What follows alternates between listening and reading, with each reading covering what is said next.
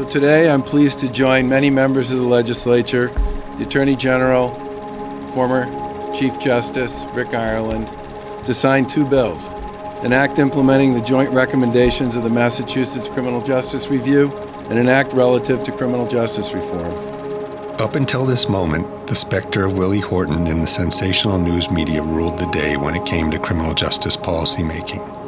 Independent commissions made up of professionals serving on the front lines repeatedly warned us that a fear-driven approach was producing outcomes that we should rightly be fearful of. Yet, year after year, attempts to find common-sense solutions were stymied.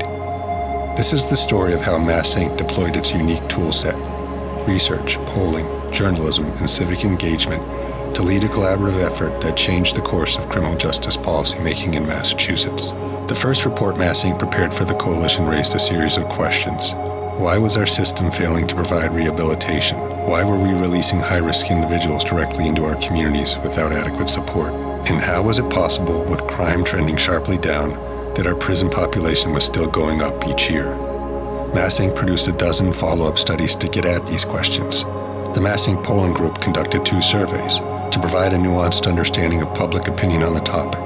The first included an oversample of residents living in communities with high rates of crime and incarceration. The second oversampled victims of crime. MassINC's nonprofit civic journalism also proved to be instrumental. Before the final stretch, mainstream media wasn't really reporting on criminal justice reform. Commonwealth Magazine's experienced journalists covered the beat from beginning to end, producing widely circulated long-form pieces. This in-depth coverage raised the profile of the issue and improved the quality of the conversation by influencing the reporting provided by other outlets.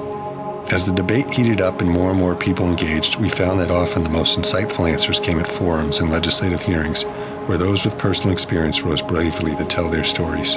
Drawn in by the power of these stories, the Massachusetts Criminal Justice Reform Coalition started to collaborate more directly with the Jobs Not Jails Coalition and other groups advocating for reform. Soon more than 24 groups were meeting monthly at MassINC to informally exchange information, discuss reform proposals, engage collectively with the Council of State Governments, and mobilize for events.